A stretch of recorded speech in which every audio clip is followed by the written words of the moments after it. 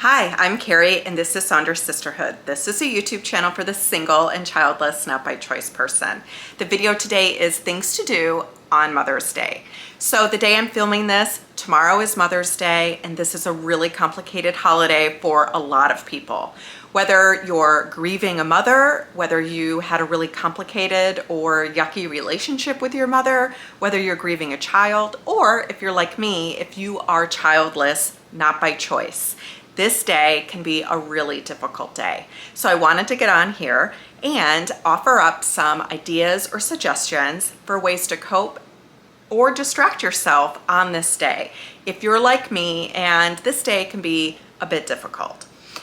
Side note, I also found out today that the day before Mother's Day is Dog Mom Day, and so for all of you who are a dog mom, happy Dog Mom Day. I know that my dog Gavin has been a really instrumental part in helping me feel better, helping me through the grieving process, and just really being a big source of joy for me. So if you have a dog or a cat, I hope that that's the case for you too. So I was on a group, a Saunders Sisterhood group actually, and this was last week, and we were talking about upcoming Mother's Day and what we were doing, how we were feeling about it, managing it. And we got to talking about who started Mother's Day? How did Mother's Day even become a thing? You know, I think it's one of those things that lots of people talk about. Oh, I bet Hallmark started it. And this is just a quick Google, so I haven't verified any of this beyond Google, but it seems to be true. So a woman named Jarvis, in order to remember her own mother, really advocated for Mother's Day and having something to commemorate that with. And we read a little further, and in a really odd and ironic twist to this story, not only was Anna a woman who did not have children of her own, but she also spent the rest of her life trying to get this holiday rescinded because she was really disgusted with the commercialization of the holiday. So there's part of that, you know, I think as someone who is childless, not by choice, there's a lot of instances where, you know, you're in an environment where you're having fun, but then somebody will make a comment that stings a bit, or you think you're doing something kind of really neutral and somebody kind of turns it into, you know, a motherhood or a parenthood or a kid thing. And so I just thought it was funny, right? That this woman who was trying to do something really good then felt like the holiday was bastardized, and then she spent the rest of her life trying to get it rescinded. So a little fun fact for Mother's Day. So let me get to the straight content of this and things to do on Mother's Day if you need a distraction. The first one is journal. And this could be something that you do in the beginning of the day, and then you do some of these other things in order to help distract yourself. But spend some time in the morning journaling about how you're feeling, difficult feelings, and then spend some time journaling too about how you want your day to look. And it can be, you know, I'm feeling really sad today, or I'm feeling confused today, or I'm feeling numb today, or I'm feeling angry today. And journal about those feelings, get those feelings out, and then spend some time journaling about what you're going to do for the rest of the day, things that you can look forward to, or things that can just help you feel a little bit more neutral for the rest of the day. So, journal. The next tip that I would have for you is avoid social media spaces. And, you know, YouTube, you can kind of curate it a little bit more in terms of what videos you're watching. But on Facebook or Instagram, you have people's kind of feeds come up. And unless you have a specific childless, not by choice feed, you are probably going to be inundated with a lot of Mother's Day content. I would particularly avoid, if you think this is a good tip for you to follow, I would particularly avoid stories. I know this year, 2024, there's a story going around of post the picture of your oldest that made you become a mother. And you know, those things tend to take off. Those things tend to really spread quickly.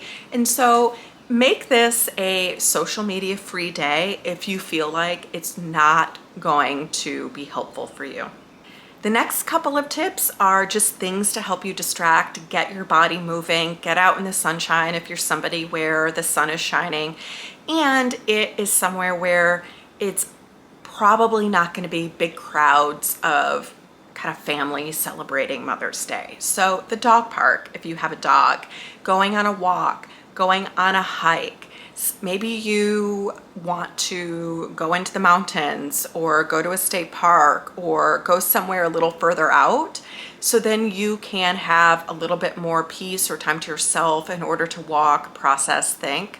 And maybe during your walk, you're thinking about, how do I want to spend this second half of the year? What are things that I can do for me that maybe I've set aside? Maybe it's a check-in about how things are going, and then thinking about some action steps that you can take for the rest of the year. The next thing I would suggest is a coffee shop or a bookstore, or maybe you go buy a book and then you go read a little bit in the coffee shop.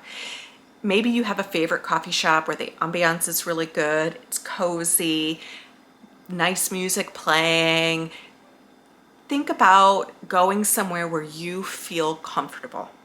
So think about your favorite book, think about your favorite author, and consider going to the coffee shop and read a book.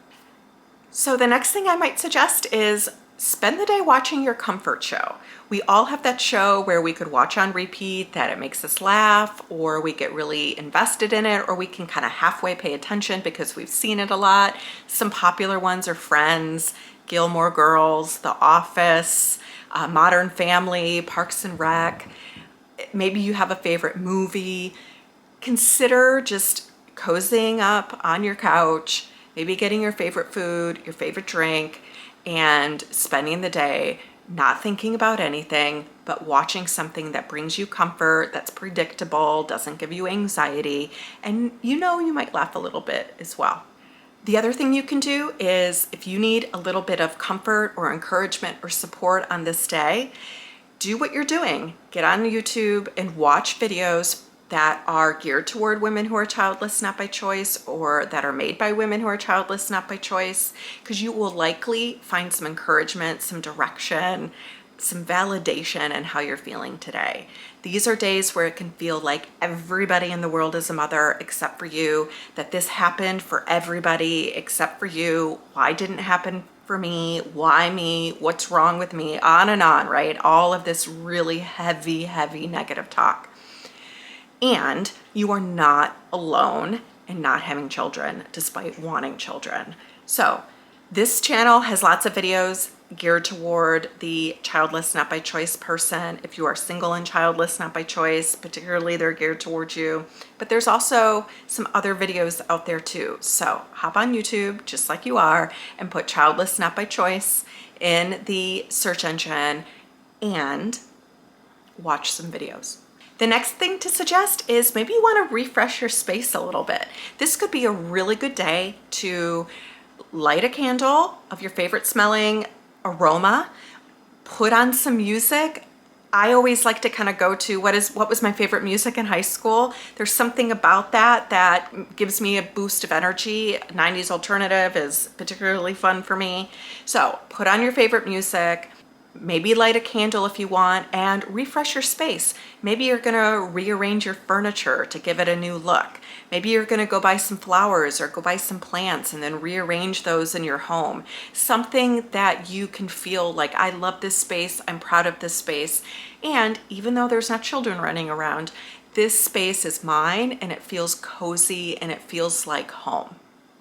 So these are just some things that you can do to help distract yourself or cope on Mother's Day. In the comments, put some that I miss that you like to do or that you would suggest to other people who are childless, not by choice.